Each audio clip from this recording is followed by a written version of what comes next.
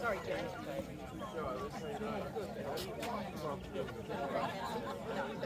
I know, so when they go to have the music playing, when they do that, I reckon. Yes. So we don't need to hear any breathing.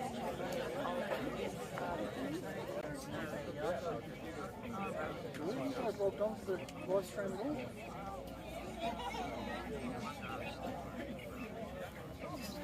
I checked on the phone, I could hear it. Never met them.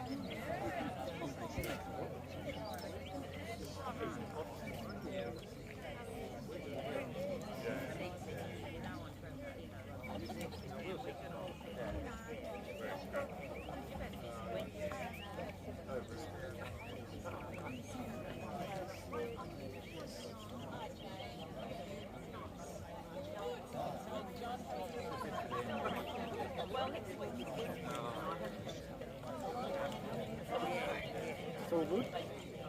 Yeah, just like they didn't say it this morning. I thought it was going to be fine, but a little bit. No. Yeah, they didn't start. Cool. Okay, thank you. No worries. See ya. Bye. Oh, it is. Yeah, no. Yes, yes. Yeah, no.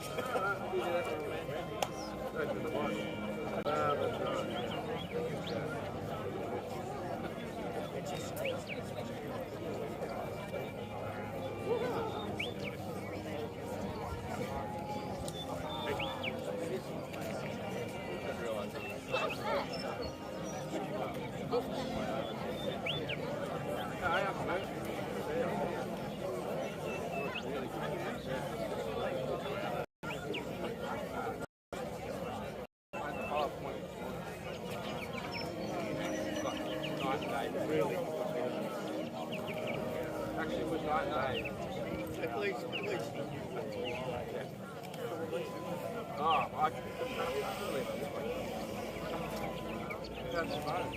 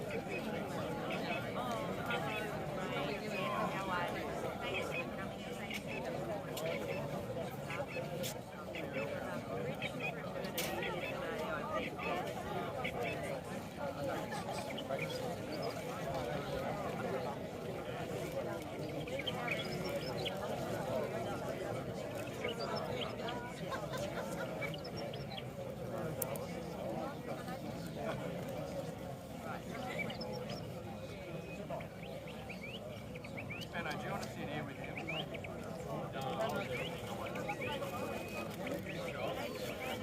Shannon, do you want to sit here?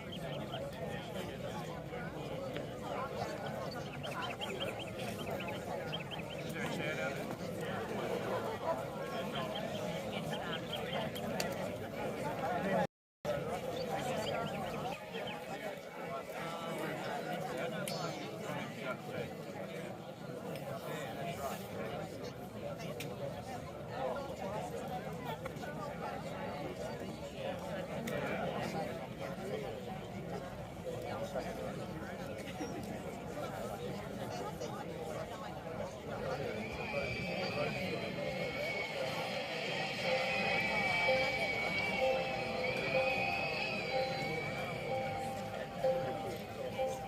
Some say love, it is a river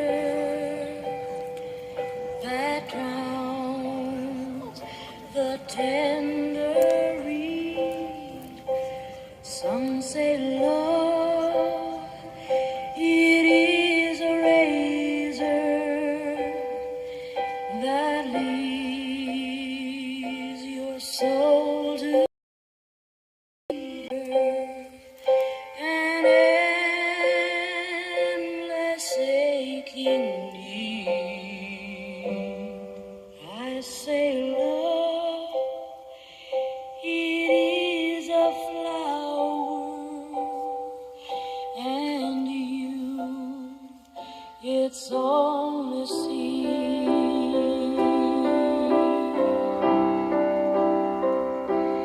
It's the heart afraid of breaking that never learns to dance. It's the dream afraid of waking that never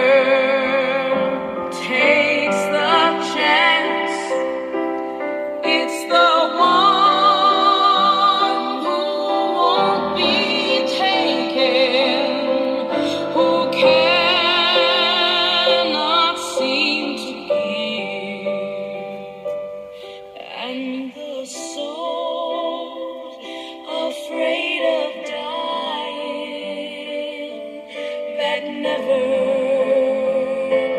learns to live.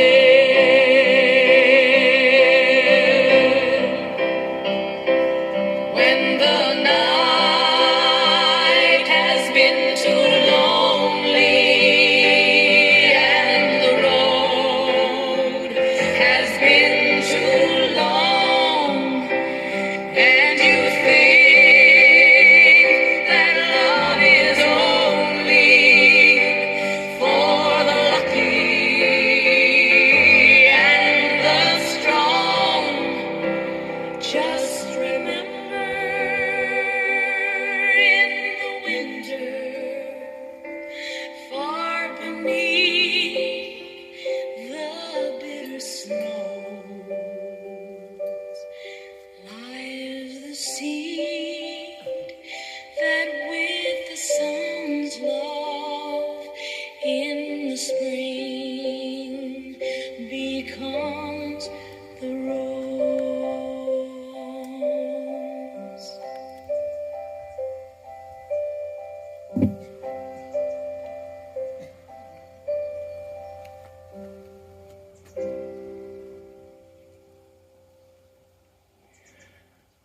A fitting song to begin today's service. The Rose was Dot's favourite song, making it the perfect choice to begin today's farewell. Before we begin, could I remind you, if you haven't already done so, to switch off your phones or pop them onto silent for the service? That would be much appreciated. Well, good afternoon, everyone, and welcome as we gather in loving memory of Dot. And to those family and friends joining us via live stream, a very warm welcome to you all. Looking at today's attendance, it's obvious how respected and loved Dot was in our community.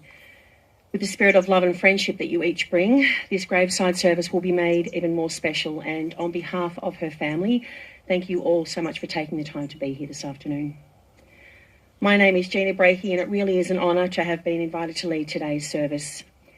I know it's Dot's family's wish that we pay tribute to her in a sincere and meaningful way and reflect on the qualities that made her the loved wife, mother, grandma, great-grandma, sister and friend that she was. We are gathered together to remember and honour the life of Dorothy May Lawrence, or simply Dot as she was known.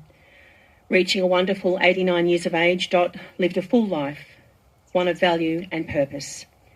She had a practical and down-to-earth nature, and she was never one to seek attention or be in the spotlight. The simple things in life made Dot the happiest, and today's service will reflect her no-fuss nature. It will be a sincere celebration of her life. I'd like to begin by acknowledging those who are most special to Dot. She was the devoted and loved wife of John, loving mother to John and Anne, and mother-in-law of Gay and Cam, treasured and proud grandma of Ben, Jess, Jack, Harry and Tilly, great-grandma of James, Freddie and Ollie. I was here this afternoon. You were an important part of her life, and I'm sure if she could, she would thank you all for the love and the friendships that you've shared. As you each take this time to remember her in your own special way, may it remind you of how much Dot has meant to so many. While preparing for this afternoon, I recently met with Dot's family, and they touched on the many characteristics and qualities that made her so special. In a moment, Dot's son John and daughter Anne will share with us a eulogy of their mum's life, and I have no doubt their memories will include her quick wit and her sense of humour, her strong moral compass, and her intelligence and integrity. Family was always Dot's number one priority. She devoted her life to family, and they really did mean everything to her. Dot was a very proud mother who passed on many valuable life lessons to John and Anne, and when she became a grandma and then great-grandma, her love for family went above and beyond. Of course, marrying John was the best decision that Dot has ever made. They enjoyed 72 years together, 67 of those married, and they have been by each other's side through all of life's adventures. And of course, not forgetting her sister, Margaret. She and Dot had a very close and special relationship. When summing up her mum, Anne told me that Dot was a woman of simple pleasures. Her family and home were everything to her, and she truly valued the special friendships she made along the way, which again is obvious by today's attendance. So to begin our family tributes, there's a list of them in the booklet. And by the way, those of you who don't have a booklet, there are some more being delivered, so you are able to grab one at the end of the service. To begin our tributes, I would like to ask Dot's husband, John, to come forward and say a few words.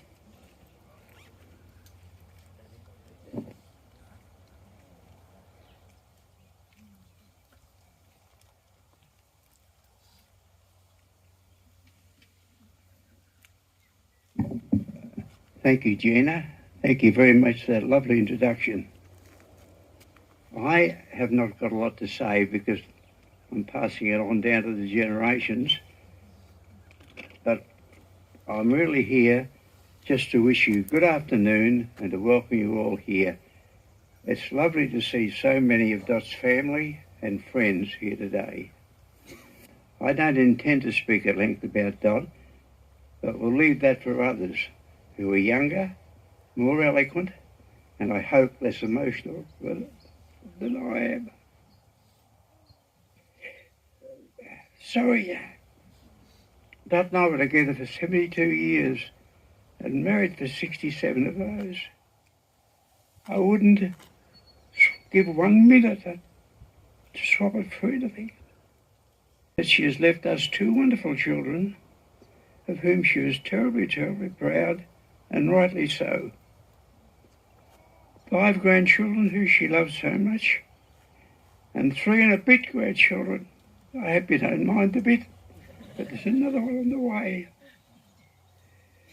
And I know that Dot's legacy to these young ones will be for them to remember her and in some way model their lives and values on hers, her character, values, principles, and in some way model their lives on hers, which will make them better people and help keep memory alive.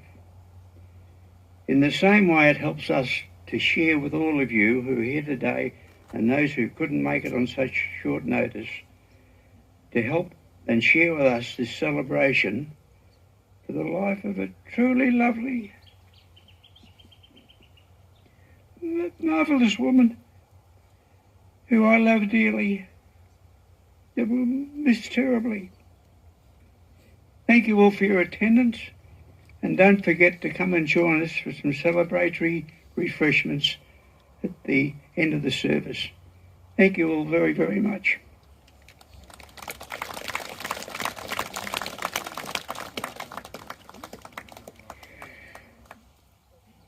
Thank you, John, for those beautiful words.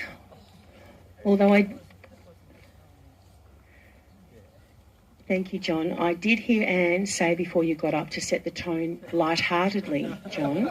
I don't think she's terribly happy with you at the moment because she's been trying her hardest. But no, they were beautiful words, and thank you so much for setting the tone for the family tributes. So, those 2 very proud children that John was talking about earlier, John and Anne, it's their turn.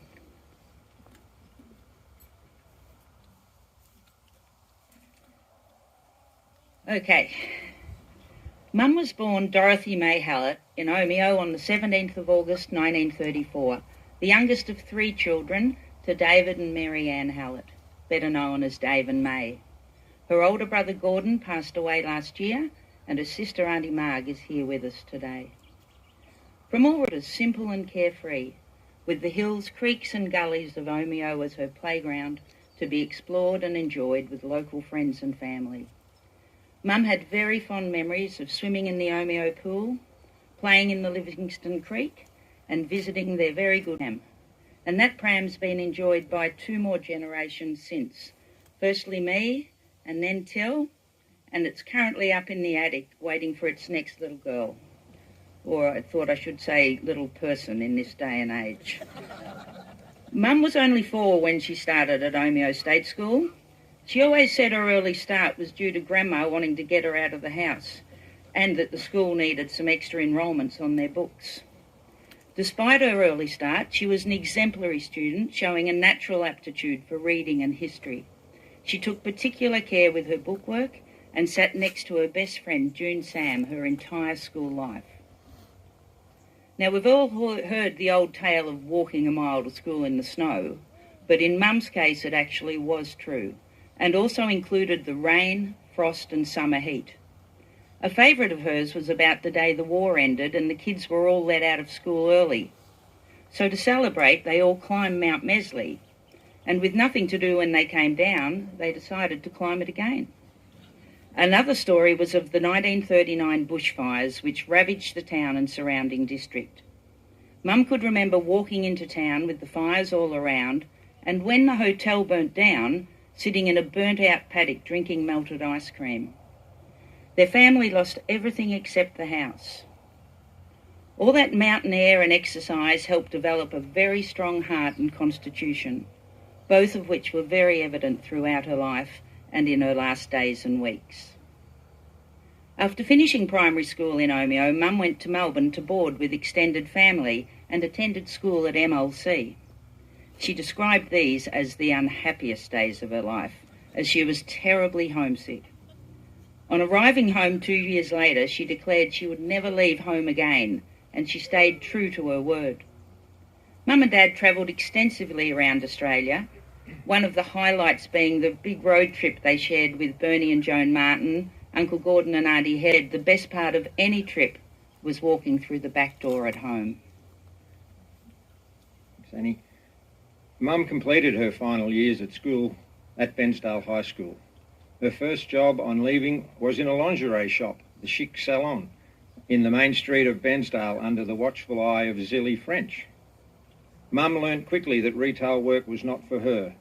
It was way too boring ironing underwear and waiting for a customer shop, working in the bank provided.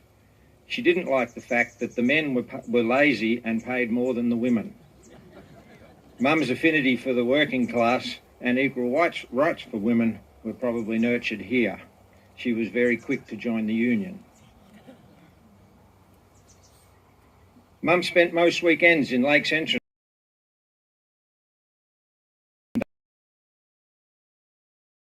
and it was here I of a young, and the rest of that is history. Mum and Dad met in 1952 and were married on September the 15th, 1956. As a married woman, Mum was forced to leave the job at the bank. The union still had work to do. They built a house on the North Arm at Lakes Entrance, and in June 1958 I was born. Shortly after my arrival, Dad took a job with Ampol in Deniliquin, and with a small baby in tow they moved interstate. This was another challenging time in Mum's life. She found herself in an unfamiliar town with no friends, a baby to look after, and Dad offered work during the day. With temperatures often in the high 30s and low 40s, for weeks on end, she would have to light the combustion stove every day to boil water to wash the nappies. Mum's work ethic and her ability to make the best of a bad situation must have been sorely tested during this time. She remembers spending day after day playing cards with her neighbours to pass the time in the heat. Back in Bairnsdale in 1961, with Mum sick in hospital, Dad decided to buy a farm. When Mum asked what the house was like, what facilities did the kitchen have, etc., Dad replied that it had a tap. Suffice to say, Mum had some misgivings at the thought of moving from her modern home in Pinnock Street, Bairnsdale, to the 4-room miners' cottage with hessian walls, no electricity, the kitchen ceiling covered in soot, and an outside dunny and laundry. However, after the initial shock, she could see the potential for a good life, raising a family, and with her no-nonsense attitude, she set about doing just that. As many of you know, that little miners' cottage has grown into the house that Annie and Cam now call home, and which has hosted a myriad of family occasions over the years. Life on the farm in those early years cannot have been easy. Money was tight, and in 1963 I was born, so there was an extra mouth to feed. Mum was essentially a stay-at-home mum. Her time at the bank meant she could pick up some occasional work as a bookkeeper to help the family finances. Mum also had more academic experience to push the pram, fumigating rabbits and helping with fencing, while constantly making gradual improvements on the house. One of her best memories was getting an electric pump for the shower to save hand pumping the hot water up to the tank. An added bonus was the friendship established with our neighbours, Bernie and Joan Martin, and their family. The two families became extremely close and have shared many great times over the years. As kids, we have very fond memories of this time and never seem to go without.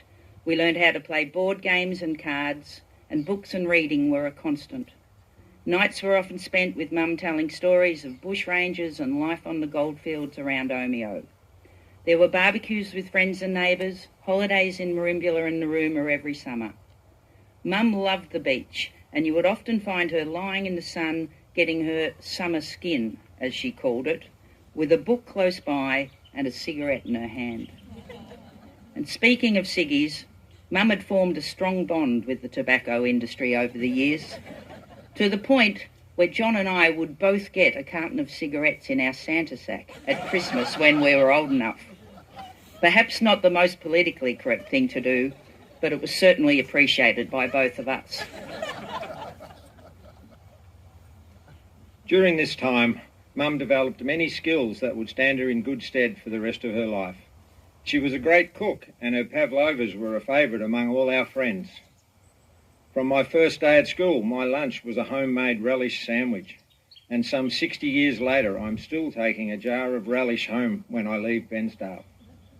I have a copy of her recipe, but I doubt the relish will ever taste the same. Mum was also an accomplished knitter, sewer, quilter, wool spinner, and chair caner, among other things.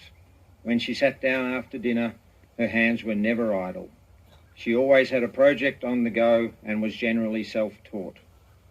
Mum and Auntie Marg loved to go to clearing sales, second-hand shops and the like, where they would pick up a seemingly endless supply of antique furniture and knickknacks. Mum also developed a skill for French polishing and upholstery during this time, and much of the furniture in her house is testament to her skill. Mum was a great believer in giving back to the community. She always thought you should contribute to the groups you were involved in, support causes you believed in, and help others who were less fortunate than you. Over many years, she volunteered her time at our primary schools, Jono's Op Shop, the Bairnsdale Hospital Kiosk, and in particular Meals on Wheels, an organisation she was involved in for more than 40 years. She was a regular contributor to Greenpeace, sponsored a child through World Vision, and for a time was a voluntary probation officer. Now, to say Mum wasn't really into sport is an understatement. The football season was greeted with a sigh, and the reason to have a good book handy. Mum did, however, try a hand at a few sports. She began playing, or in Dad's words, going to, tennis at Eastside with a number of other school mums in the late 1960s. This little group continued to play their 3 sets every Wednesday morning with morning tea for over 40 years, having lots of laughs and forming lifelong friendships. As they aged, the tennis girls became the walking girls, who for many years walked the river track twice a week picking up rubbish along the way. And they finally became the coffee girls, enjoying afternoon tea at New Leaf on a Saturday afternoon, and even continued this tradition by visiting Mum on a Saturday just before she died. Mum also tried golf, which she said spoiled a good walk, and bowls, but really didn't feel comfortable with either. She did have some swimming ability, and this was never more evident than when she and friend Winnie Brown decided to skip school and swim across the channel at Lake's entrance for a day on the beach. Things turned fairly serious when they realised, halfway through the swim back, that the tide had turned and was now roaring out, but suffice to say they lived to tell the tale. There was, however, one sport which really captured her interest, and that, of course, was bridge. Mum began playing bridge in the early 1980s. She'd always loved playing cards and was looking, or so she said, to fill the void following me leaving home. She did lessons with Jan Sharp and was immediately hooked. She initially partnered Joy Goodman and Joy's mum, Anne Lowe. She would often recall in the very first hand she ever played being doubled by Dilys Kelly, and realised very quickly that bridge isn't for the faint-hearted. But she rose to the challenge. Mum became a skilled bridge player, winning many events. She played regularly in Bairnsdale, Lakes Entrance and Paynesville, and travelled to Melbourne and interstate for special events. Her name adorns many of the shields on the wall at the Bairnsdale Club, and she served on the committee for many years, including stints as president and secretary. Perhaps her greatest legacy is that so many of the current players learnt from her and continue to succeed and enjoy the game. Mum was always willing to play with beginners and help them learn the ropes. She loved her time playing at Bairnsdale with Helen Cantwell, but her longest standing and most successful partnership was with Trish Brown.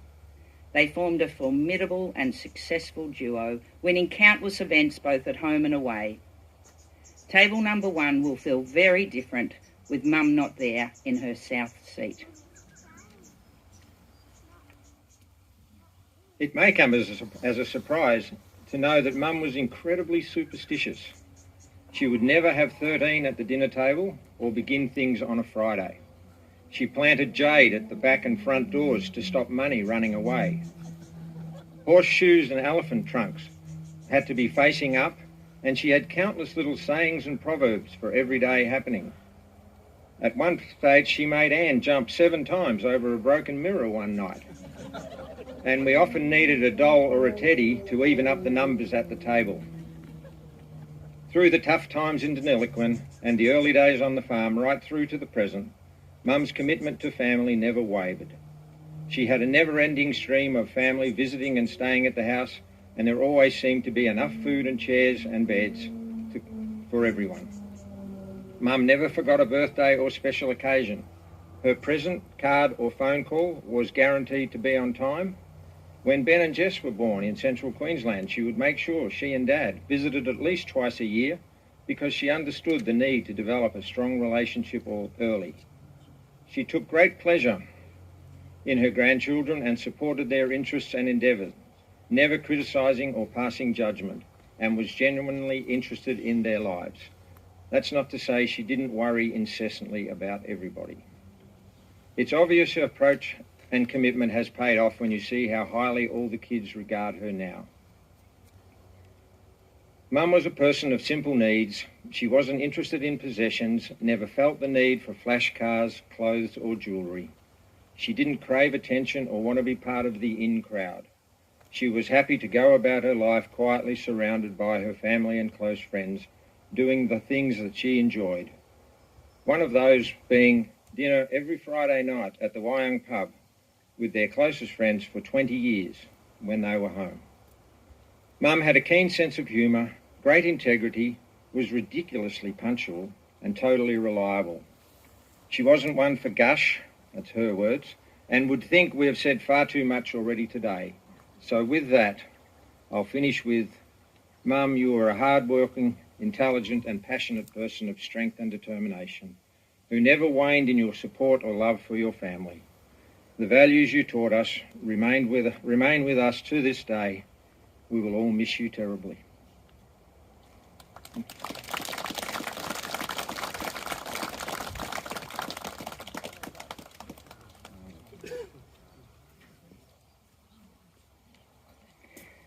John and Anne, thank you so much. That was beautiful, the way you tag team there and shared that. Now, clearly, it's Annie Mark's turn.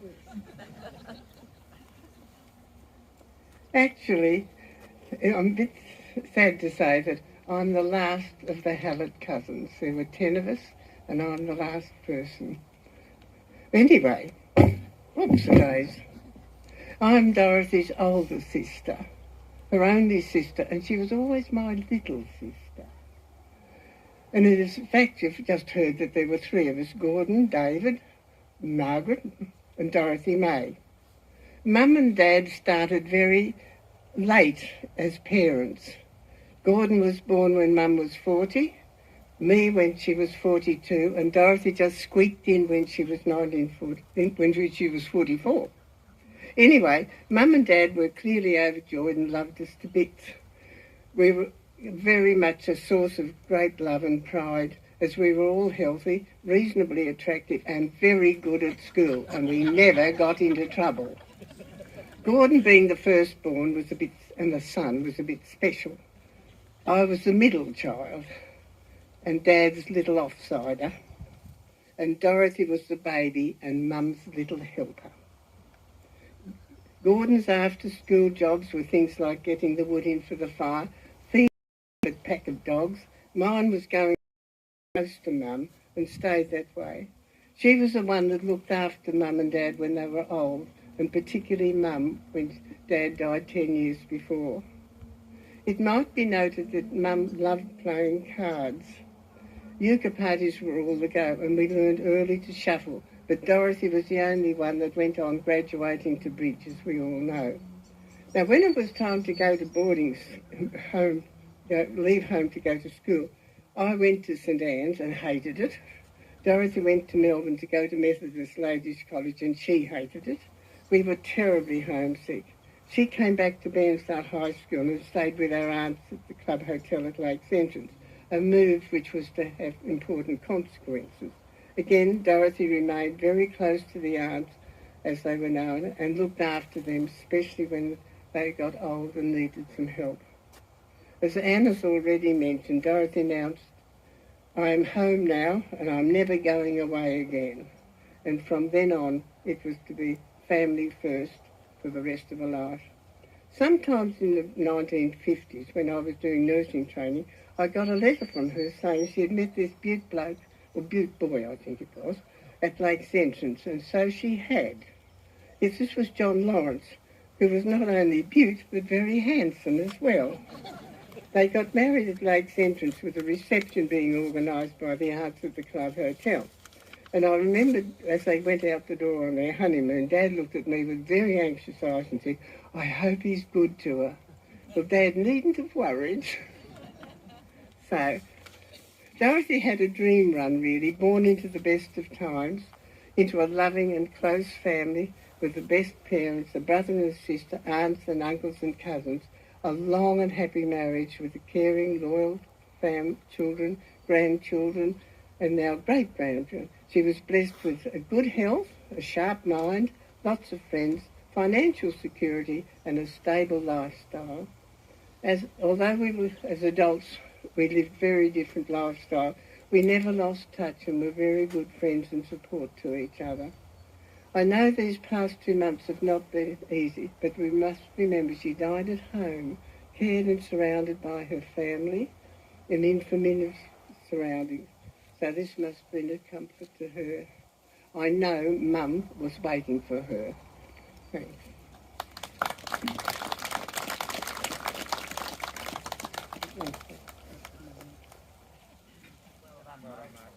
Well done, Marg.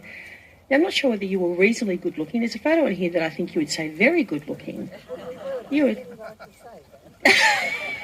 We were, but I didn't like to say that, she said. And the apple hasn't fallen far from the tree. If you can see the front row here, they're all a pretty good looking bunch. So we know that Dot loved her grandchildren and great-grandchildren more than anything. And to begin some memories of their grandma, I'm going to ask Jess and Harry to come forward and share with us some memories of their grandma. Thank you.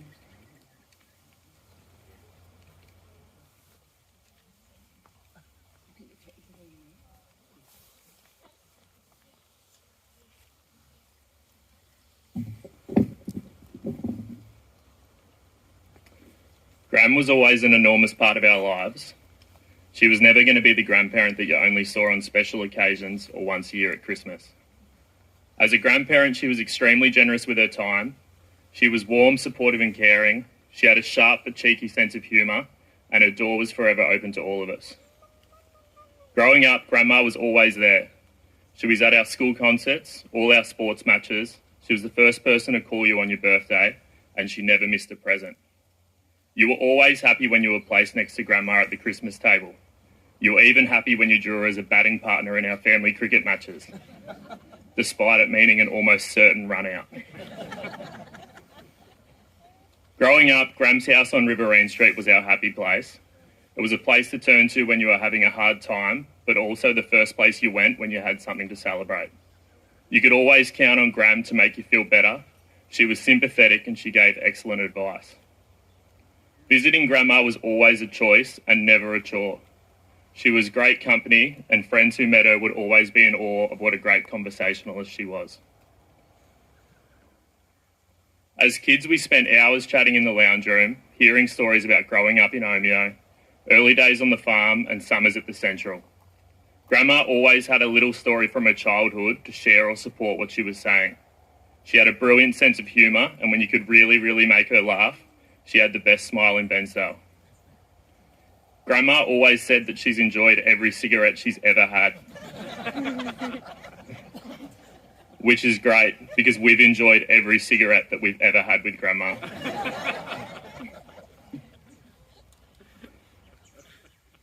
Grandma was always really black and white with her opinions. She never ever mixed her words, and she always backed the underdog. Last year she told me that she hated Dargo because it was too far away, which I thought was rich coming from an Omeo local. If Grandma had one weakness, it was definitely worrying about her grandchildren. Grandma never ever worried about herself. She lived her life through the rest of her family, and she would often find herself awake at 4 a.m. worrying about tiny, insignificant issues in our lives. On the day of her fall, I walked into the house and she was sitting in her chair. I asked her how she was feeling, and she said that she was worried. She was worried about what I was going to do now that I was home, about Ben's house and the bushfires, Jack's back surgery, Tilly up at the shop, and Jess's business in Melbourne. It never once struck her to worry about herself, even when we found out later she'd been sitting all afternoon with a broken leg. That was Grandma, though. She always looked outside her before.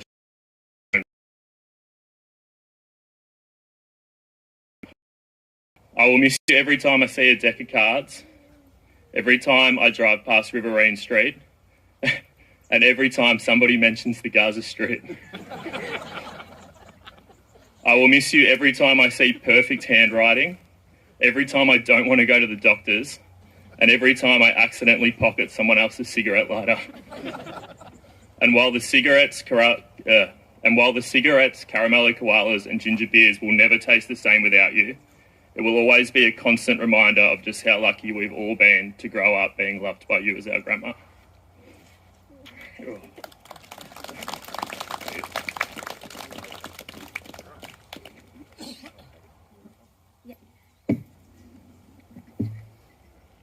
Hi everyone, I'm Jess, John's daughter. It's an honour to be able to stand up here today and talk about Grandma's life and the impact that she had on us all. It was never taken for granted by any of us how lucky we were to have a grandmother that cared so deeply for us all and played such an important role in our lives. I moved away from Bairnsdale about 17 years ago, but I still try to come home regularly. I never really worried about making too many plans while I was down, but I always made sure I visited Grandma. I'm also notoriously hard to get on the phone, but I always answered Grandma's phone calls. Dot was exactly the kind of grandma you would want. She was kind, generous, patient, whilst also funny with just enough inappropriate comments. It was specific memories to call on today because Grandma was such a constant in our lives that everything we do is shaped by her.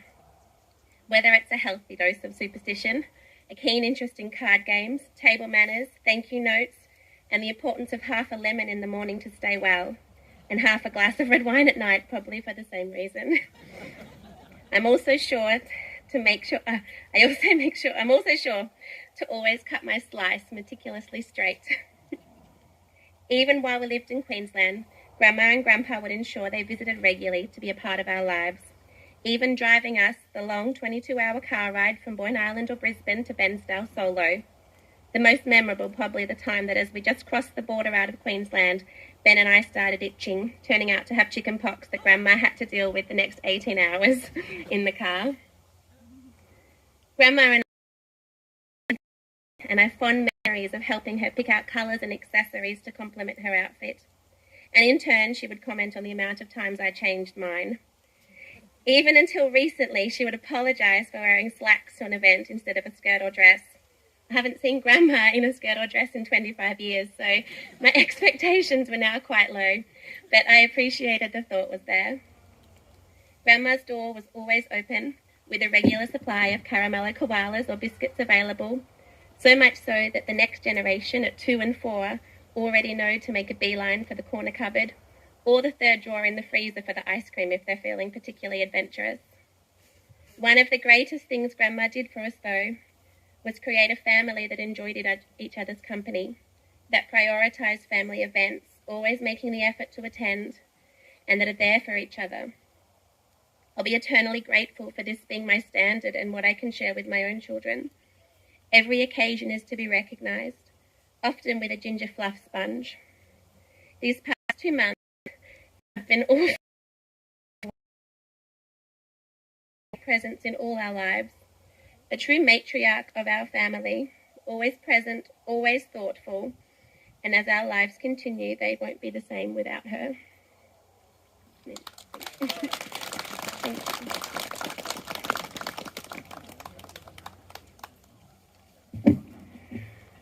Thanks, Jess and Harry. Beautiful memories.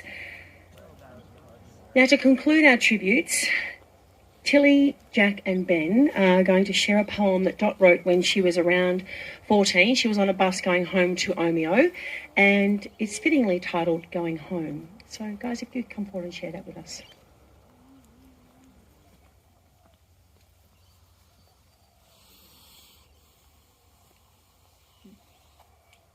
Up the mountain gullies, from the rolling plains, comes the eastern road lines, bringing us home again. We left the station early, last day of the term, with books and bags and bundles tucked under our arms so firm. Cheerio, says Mary, see you again, says Joan. The parting words of Gabby, I'll ring you on the phone. Goodbye, good luck, says Marion. Now Bairnsdale we have passed, and now we see the Mitchell Bridge, we're on our way at last. On the bitumen road, we come to East Bairnsdale. Next we pass through Lucknow, on the posters hung the mail. At the small township of Sarsfield, here we have to stop, where we collect the mail and papers at the tiny grocer's shop. Here we are at Bruthen, the mail is changed again.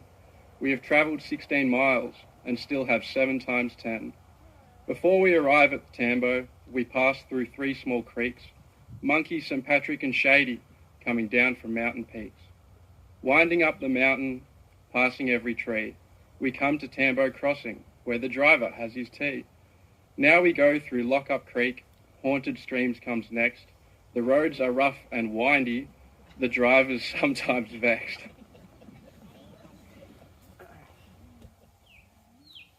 And now we are at Shady Creek, 1 mile from Southend Say. 'Tis here we all enjoy our tea and continue on our way. Past mistletoe and red gum trees, the darkness drawing near. Now we stop at Doctor's Flat. Again, the mail's changed here. Over gravel road with dust flying, the sawmill standing high.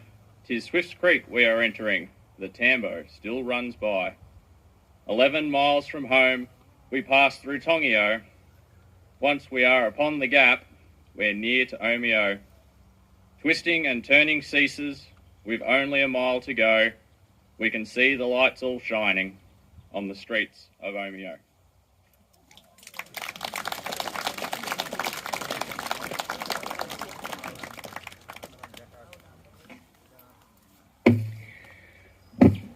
Well, I had quite a few family members come up to me earlier on and say they're not sure how they were going to go today, and I think everyone's done just brilliantly. Your mum, wife, grandma would have been just so proud of you all to share those beautiful memories, and it's been a very fitting memoir of her very happy life.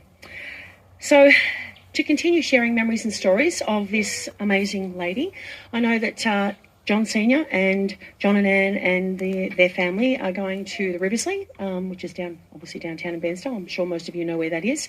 There's an afternoon of refreshments and memories and stories in a less formal setting. So there's a warm invitation for you to join the family at the Riversley when we do conclude here today. So this afternoon we have given thanks for Dot's life, and we have spent this special time reflecting on the impact that her life has made. While we are united in our sadness at her passing, we are also warmed and comforted by our memories. Let us all leave here this afternoon enriched by these special memories and with the intention of living our lives to the fullest. We know that Dot would want that for you all. As we say our goodbyes, let us carry forward the lessons Dot leaves us. In a world often filled with noise and distractions, may we remember the strength found in simplicity, the power of quiet determination, and the enduring grace that defines a life well lived. Though Dot's physical presence is no longer with us, her legacy lives on in the hearts of her proud and loving family, and with everyone who was touched by her love and her friendship. Dot, your life we honour, your death we accept, your memory we will cherish. Although there is sadness today as we bid you farewell, there is also much gratitude for your life. We are truly grateful for the privilege of having shared it with you. And so we now leave you in peace, and with respect, we bid you farewell. As we prepare to say our final farewells to Dot, something that you may not have known is that she loved the iconic Christmas hymn titled Fairy Tale of New York by the Irish band The Pogues. With Christmas only 4 days away, Dot's family decided that it would be the perfect way to conclude today's service. Into the darkness and the warmth of the earth, we now lay Dot to rest.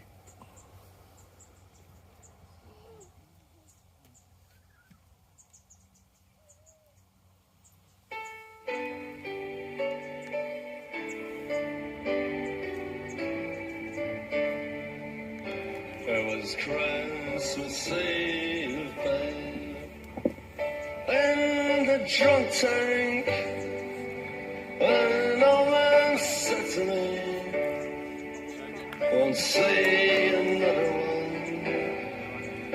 And then he sang a song, the rare old mountain dew. I turned my face away and dreamed about you. Got on a lucky one, came in like 10 to 1. I've got a feeling this year's for me and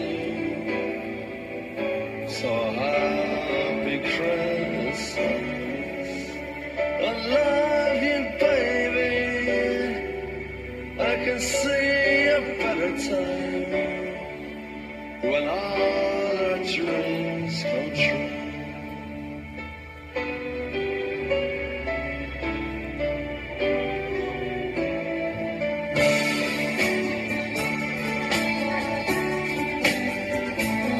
They got cars big as bars, they got rivers of gold, but the wind goes right through you, it's no place for the old. When you first took my hand on a cold Christmas Eve, you promised me Broadway was waiting for me. You're handsome, You were pretty queen of New York City. when the band finished playing, they held out for more. Sinatra was swinging, all the jokes they were singing. We kissed down a corner, then danced through the night.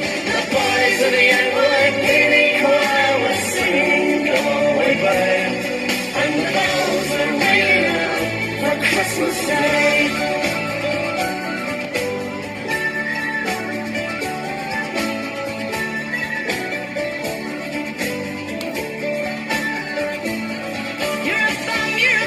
You're all slut and junk line there, almost dead on a trip in that boat. You scumbag, you maggot, cheap, cheap, lousy faggot. Happy Christmas, you're all so great, God, it's our love. The boys of the NYPD choir still singing, go away, babe. And the bells are ringing out for Christmas Day.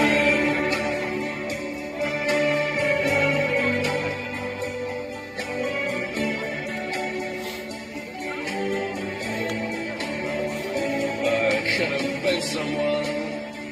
Well, so could anyone. You took my dreams from me when I first found you. I kept them with me, babe. I put them with my own. Can't make it all alone. I built my dreams around you. The boys of the NYPD choir still singing, go away, babe. And the bells are ringing out for Christmas Day.